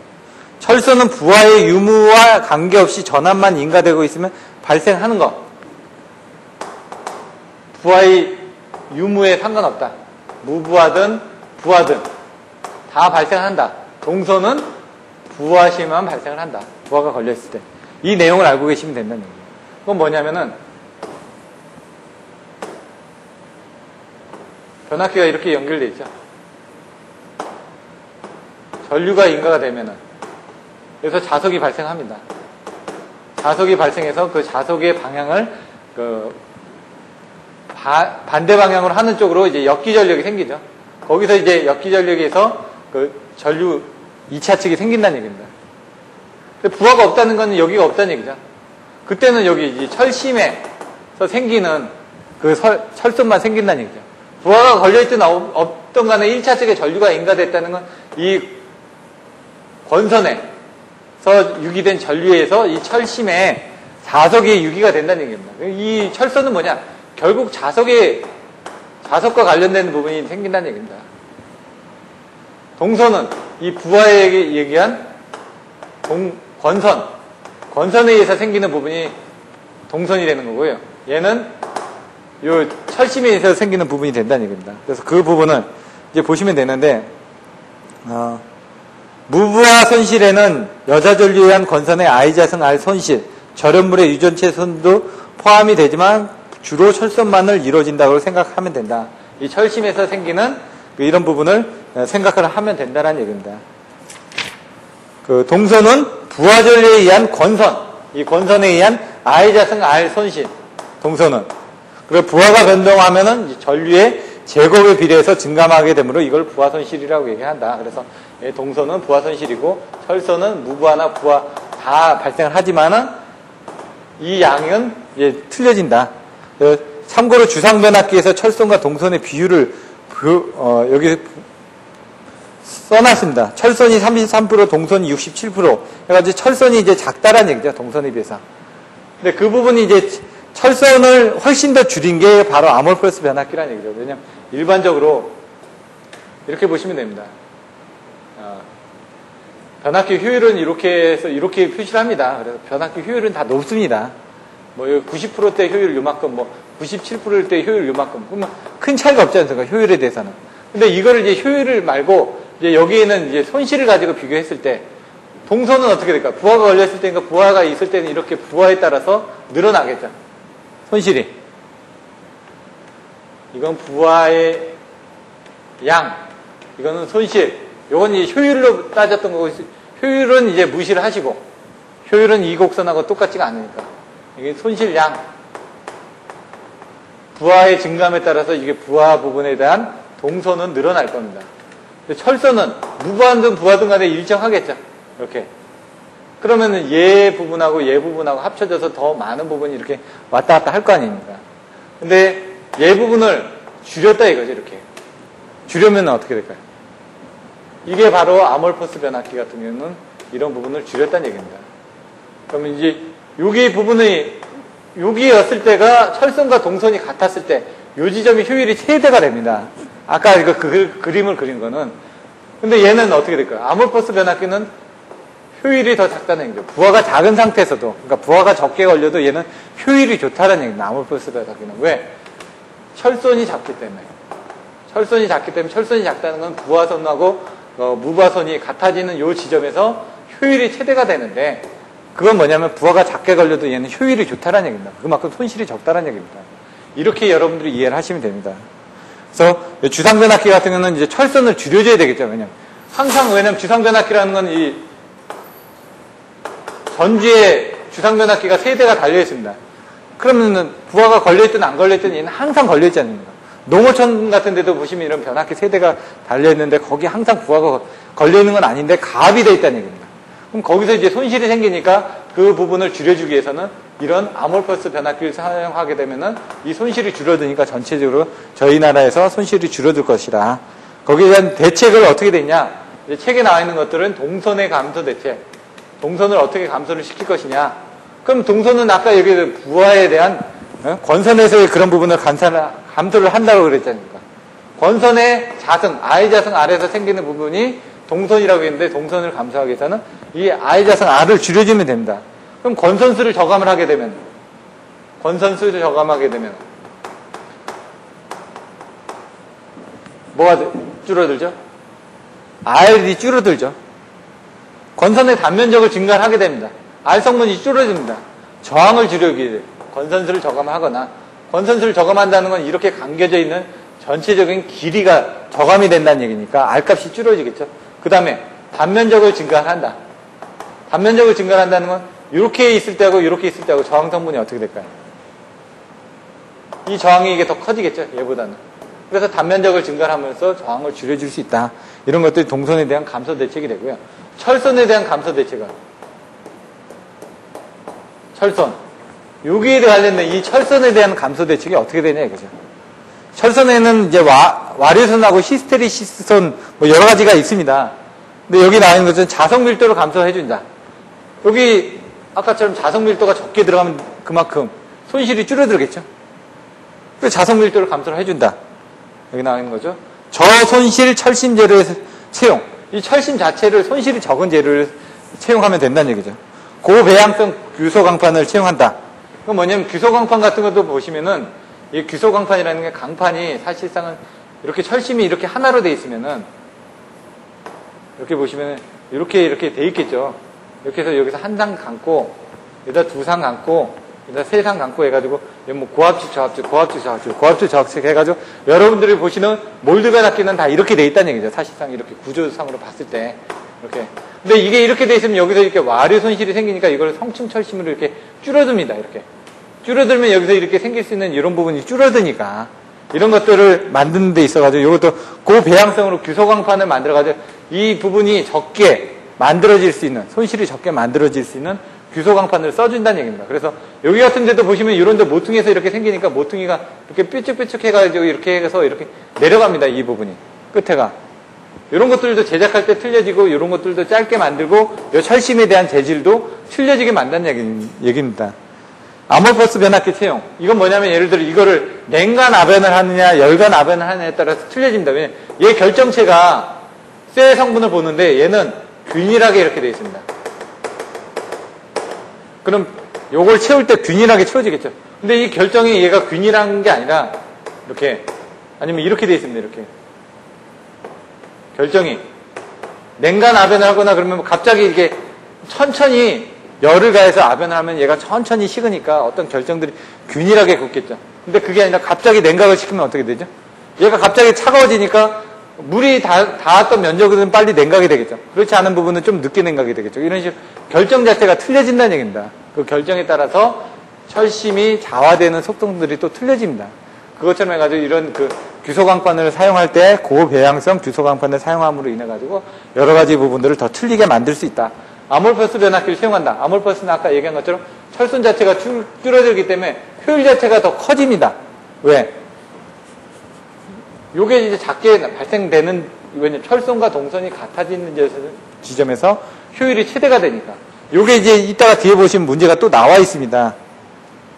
그렇게 나와 있고요. 변압기의 효율이 3개가 나와 있습니다. 여기서. 그래서 이 철선의 감소 대책하고 동선의 감소 대책은 책에 있는 내용뿐만이 아니라 그림이라든가 이런 것들을 가지고 여러분들이 더 그려주셔야 됩니다. 그래서 그거는 제가 메일로 보내드리는 그런 자료들을 보시면은 학원에도 제가 똑같이 다 보내드린다고 말씀드렸습니다. 그래서 그 자료들을 보시면은 여러분들이 이해하시기가 편할 것 같습니다. 변압기 효율은 3가지가 있는데 중요하지는 않습니다. 근데 여기 나와 있는 것처럼 실측 효율, 규약 효율, 전일 효율 이렇게 나와 있습니다. 뭔지만 먼저 간단하게 한번 설명드리겠습니다. 이제 사실 이거에 대해서 정의를 하라고 옛날에 규약 효율 같은 거 이제 설명하는 게 10점짜리로 나왔었는데 그런 부분들이 있기 때문에 전일은 기간 하루 동안의 휴일이구나. 규약은 정해져 있는 규범 정해져 있는 휴일이구나. 실측은 실제로 실측한 휴일이구나. 이렇게 생각을 하시면 됩니다. 실측을 한 거니까 입력과 출력에 대해서 실측을 한 거고 규약은 입력 부분에 대해서 얼마만큼 인가를 했을 때의 손실이다. 얘는 손실이 들어간 부분이다. 얘는 실측한 거고 규약이라는 건 손실이 된 거고 규약 효율을 하루 동안에 테스트를 했던 게 전일 효율입니다. 얘가. 그러면 이걸 한번 다시 정리를 하면은 실측 효율은 뭐라고요? 입력한 부분의 측정값하고 입력 측정값하고 출력에 대한 측정값을 100분을요 나눈 겁니다. 효율이니까. 입력과 출력의 효율. 그러니까 실측을 해야 되겠죠. 입력한 거 실측하고 출력한 거 실측하고. 근데 얘는 규약입니다. 규약이기 때문에 얘는 손실이 들어간다는 얘기죠. 근데 여기서 이제 플러스 마이너스가 입력 부분은 밑에 부분을 할 때 얘가 입력이다. 그럼 위에도 입력이 나와야 됩니다. 위에가 출력이다. 여기도 출력이 나와야 됩니다. 요게 틀려집니다. 요게. 근데 여기에 이제 손실이 들어갔는데 손실이 들어가다 보니까 이게 플러스가 들어가는 경우도 있고 마이너스가 들어가는 경우도 있습니다. 여기 보시면은 입력일 때는 입력이 얼마만큼 들어갔습니다. 항상. 그러면은 나오는 건 어떻게 되죠? 입력에서 손실을 뺀 것만큼 나올 거 아닙니까? 나오는 게. 그러니까 여기서 빼줘야 되겠죠. 입력해서 빠진 것만큼이 이제 손실이 생긴 것만큼 빠진 게 바깥으로 나오니까. 여기에 이제 손실 규약이 되는 거고 여기서는 똑같이 출력에 대해서는 나오는 건 어떻게 돼요? 입력은 어떻게 되는 거야? 나오는 건 항상 이만큼 출력이 나온다는 얘기죠. 그럼 입력은 어떻게 되는 겁니까? 출력에서 손실이 된 것만큼이 입력이 된 거죠.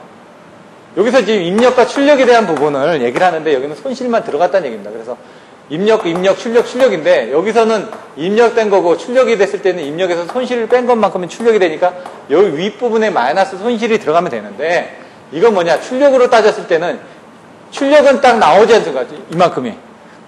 근데 입력은 어떻게 되니까? 출력에서 손실을 더한 것만큼이 입력이 되는 거니까 여기는 더한 걸로 해서 손실을 했다라는 내용으로만 여러분들이 이해를 하시면 된다는 얘기입니다. 근데 전일 효율은 어떻게 되냐? 여기에 기간을 넣어준 겁니다. 근데 여기서 전일 효율에서는 출력만 가지고 계산합니다. 왜냐면 계속 출력된 거를 체크를 해가지고 보는 거니까. 그래서 여기는 1일간의 전일이니까 출력 량이 되니까 얘는 킬로와트 아워가 됩니다. 거기다가 어떻게 돼? 손실 전력량도 킬로와트 아워로 했다는 얘기입니다. 요 수식. 그러면 요 위에는 어떻게 될까요? 1일간의 출력량. 킬로와트 아워가 된다는 얘기입니다. 그래서 여러분들 아실 때 변압기 효율은 실측 효율, 규약 효율, 전일 효율인데 실측 효율은 입력분의 출력이라는 것만 알고 계시면 되는 거고요. 이건 실제로 측정값이다 라는 내용만 아시면 이 내용을 이해하실 수가 있습니다. 그런데 규약 효율에 대해서는 입력은 입력, 출력은 출력인데 거기에 손실이 들어간다.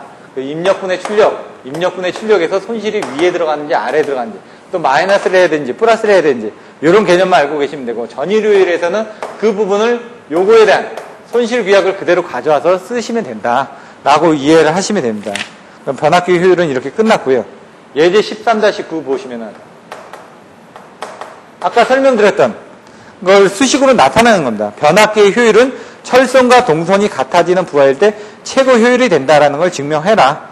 이렇게 해서 이제 보시면 됩니다. 그냥 내용은 다 보시면 되는데 수식이 어떻게 나왔는지 하나만 설명드리면 효율은 P1 플러스 WI 플러스 WC의 P분의 P1의 4승 그리고 P1이다.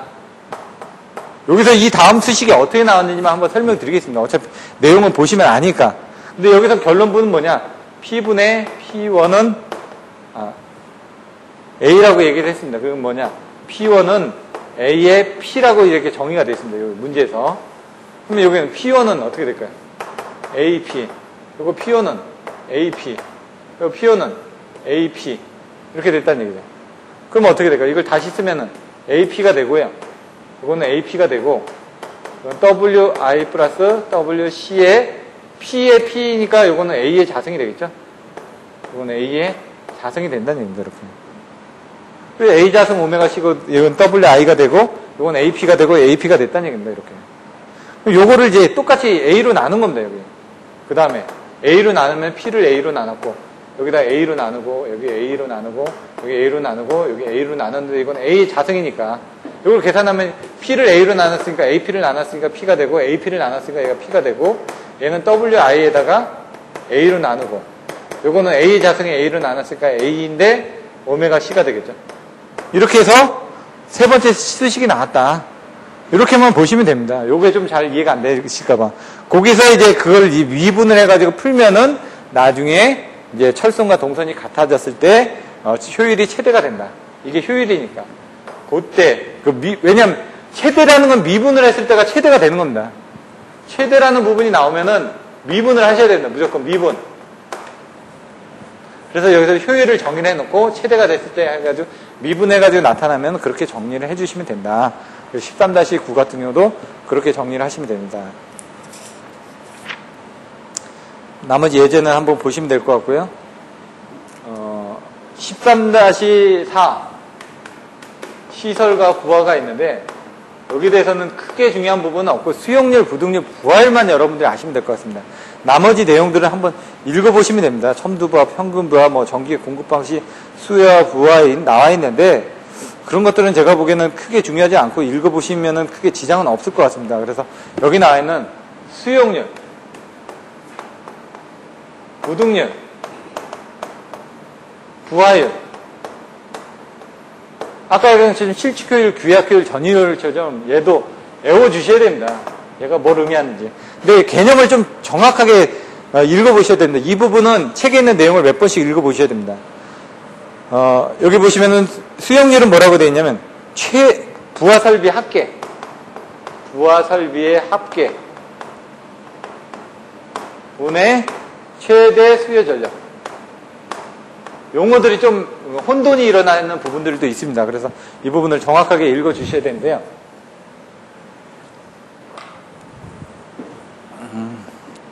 수용가의 부하설비는 전부가 동시에 사용되는 일이 거의 없기 때문에 수용가의 부하설비 용량의 합계와 그것이 실제로 사용되고 있는 그 시점의 최대 전력과는 반드시 일치되지 않는다. 그래서 나중에 보시면은 수용률 같은 경우는 수치가 작게 나타난다는 얘기죠. 얘는 뭐라고요? 1보다 작다. 얘는 1보다 크다. 얘는 1보다 작다. 이렇게 알고 계시면 됩니다. 부등률은 크고 부하율이나 수용률은 다 작다. 이건 여러분들 외우시는데 어떻게 외우시든 이거 순서를 외우시든 여러분의 차이에 따라서 틀려집니다. 근데 부등률은 항상 1보다 크다라는 것만 여러분들 알고 계시면 됩니다. 나머지는 작다라는데. 요거는 이제 부하 설비의 합계, 그리고 최대 수요 전력에 대한 내용을 가지고 계산한다는 걸 보시면 되고요. 부등률은 각 부하를 종합하였을 때 최대 수요 전력, 그리고 각 부하의 세대, 부등률은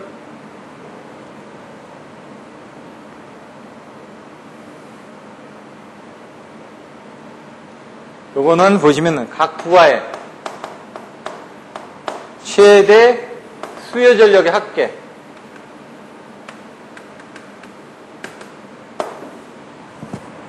각 부하를 종합하였을 때 최대 수요 전력.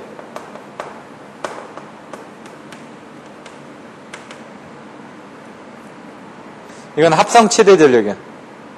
일반적으로 무슨 율이라고 하면 그것을 분수로 나타냈을 경우 1보다 작을 경우 보통이지만 이 부등률만은 1보다 큰 값을 가지게 되고 이걸 퍼센트로 나타내지는 않는다. 여기는 100%가 되는데 여기는 그런 부분이 없다. 여기도 나중에 보시면은 100%가 나옵니다. 부하율은. 그거는 최대 수요 전력, 평균 수요 전력 곱하기 여기도 100%. 여러분들이 아셔야 될 게 수용률, 부등률, 부하율에서 얘는 1보다 작고 1보다 작고, 근데 얘는 1보다 크다. 얘는 100% 퍼센테이지로 보여주고 얘도 퍼센테이지로 보여진다. 하지만 얘는 퍼센테이지로 보여지지 않는다라는 걸 여러분들 명심하셔야 됩니다. 나머지 내용들에 대해서는 여러분들 한번 읽어보시면 될 것 같습니다. 그림으로 그려보셔도 되고, 뭐, 부하율 같은 건 어렵진 않습니다, 내용. 얼마만큼의 부하가 걸렸는데, 전체적인 그 부하율 변압기를 기준으로 해서 최대 부하가 얼마인데, 그 중에 얼마만큼을 쓰고 있다. 뭐, 속도가 100km까지 낼 수가 있는데, 지금 50km를 내고 있다. 그러면 50%만큼은 지금 속도를 내고 있는 거다. 이런 식으로 여러분들 이해를 하셔도 되고요. 얘 같은 경우는 이제 그림을 그려가지고 이해를 하시면 되고요. 요거는 뭐, 내용이 어렵지 않으니까 읽어보시면 되고요. 마지막으로 이제 변압기에 대한 그 용량 부분 선정하는 부분, 그리고 V결선에서의 출력 부분에 대해서 설명을 드리도록 하겠습니다.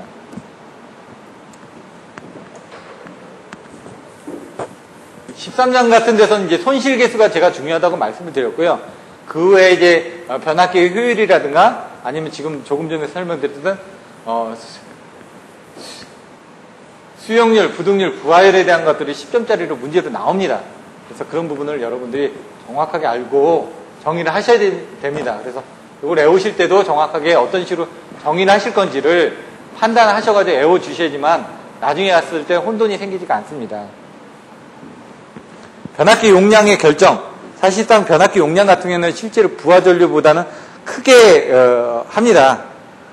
우리나라 같은 경우는 최대 부하가 걸리더라도 한 70% 정도밖에는 부하가 안 걸리게끔 설계를 합니다. 그러니까 과하 설계를 하죠. 하지만 외국 같은 경우는 부하가 한 90%, 100%까지도 걸리게끔 설계를 한다는 얘기죠. 왜냐하면 변압기 같은 경우는 자기 전격 전류의 한 150%도 또 단시간 과부하 운전이 가능하기 때문에 그렇게 사용을 합니다. 여기 보시면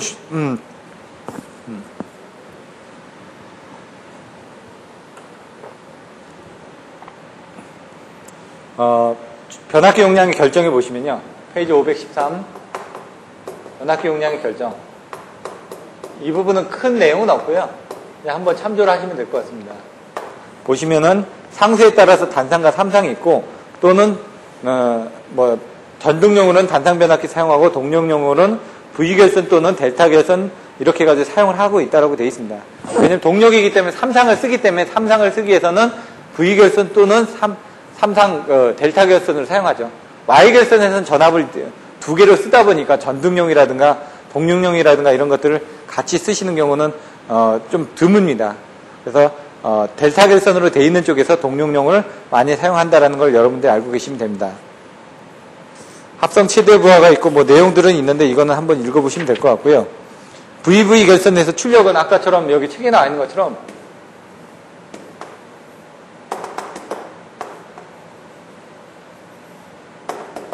델타 결선에서 이걸 사용을 안 하면은 이게 V 결선이 된다라는 내용입니다. 이건 벡터도 또 그림이 그려져 있고. 그래서 여기서 딱 보시면은 V 결선 변압기의 출력이 나와 있는데 아까 설명드렸던 것처럼 여기 보시면은 변압기 한 대 용량 표 13-9에 보시면은 델타 결선, V 결선 이렇게 표로 나눠놨습니다. 이렇게 한 대 용량 P다 똑같다는 얘기죠. 그러면은 나머지 것들은 보시면 되고 전압 같은 거 똑같고 보시면 되는데 설비 변압기 용량 변압기 델타 결선이니까 이게 3상 아닙니까? 3상이니까 3P가 될 테고 V 결선이니까 얘는 두 개밖에 없으니까 2P가 되겠죠. 이런 정도가 있다. 지금 여기 이용률은 3개의 변압기에 지금 3개를 다 쓰고 있으니까 어떻게 될까요? 100%죠. 근데 얘는 이용률이 3개의 변압기에 아니에요. 요게 지금 루트 3배 P만큼을 공급을 해줄 수가 있는데 2개의 변압기로 루트 3배 P만큼 공급을 하다 보니까 얘가 86.6%의 이용률밖에 못 쓴다. 그래서 요 뒤에 공급 전력에 대해서 또 나옵니다. 얘는 공급 전력에 대해서는 표기를 안 했지만 공급 전력은 얘는 100% 다 보내줄 수가 있습니다. 근데 공급 전력이 얘가 57.7%만 보내줄 수가 있죠. 그건 3상 기준일 때. 3상 기준에서 57.7%라는 얘기입니다. 그걸 아까 수식대로 계산했던 것처럼 보시면은 똑같이 계산이 된다는 얘기입니다. 그래서 수식대를 보시면 될 것 같고요. 지금 예제 13-17 같은 경우도 지금 그런 식으로 해가지고 V 결선 시에 보내줄 수 있는 양하고 델타 결선 시에 보내줄 수 있는 양을 가지고 비교를 해놓은 겁니다. 그래서 이것들도 한번 내용을 비교를 해보시면 될 것 같습니다. 아까 설명했던 것처럼 500짜리, 얘도 500짜리를 쓴다. 그럼 3대를 쓰니까 얘는 어떻게 될까요? 1500을 공급을 할 수가 있고, 얘는 설비 변압기는 1000밖에 없다는 얘기죠. 예? 1000밖에 대해서 이용률은 얘는 86.6%니까 866 kVA를 공급을 해줄 수가 있는데, 얘는 삼상 기준으로 해서 1500 곱하기 이용률은 57.7%밖에 안 되니까. 왜냐, V결선을 한다는 건 1500을 쓰다가 한 상이 지금 탈락이 돼서 두 개의 V결선을 했을 때는 이 변압기의 전체적으로 그 이용률은 어떻게 되냐. 1500을 기준으로 했을 때 이용률은 어떻게 되냐는 얘기입니다. 그래서 57.7%를 넣으면 얘가 866kV라는 얘기입니다. 이건 3상 기준에서 이용률이고, 얘는 지금 V결선 두 상 기준에서 이용률이 된다는 얘기입니다. 그래서 요거하고 요거는 같은 내용이다. 공급 전력에 대한 내용들을 여러분들이 살펴보시면 될 것 같습니다. 나머지 연습 문제 보시면 전압 강화율이 뭐고 전압 변동률이 뭔지, 그리고 수용률, 부등률, 부하율, 전일 효율 설명이 됐었고요. 나머지 내용들에 대해서는 뭐 큰 부분들은 없습니다. 문제들은. 그렇게 해가지고 13장 부분은 이렇게 좀 마치도록 하겠습니다. 그래서 사실 13장 부분에 대해서 중요한 부분은 예제 부분들은 그냥 한번 풀어보시면 될 것 같습니다. 그렇게 크게 중요하지가 않으니까. 그리고 이제 14장 부분에 대해서는 어떤 걸 할지 잠깐 쉬었다가 14장 부분에 대한 것들 요약을 드리고, 뭐 다음 주 정도면 아마 이 송배전공학이 끝나게 될 것 같습니다. 잠깐 쉬었다가 다시 또 진행을 하도록 하겠습니다.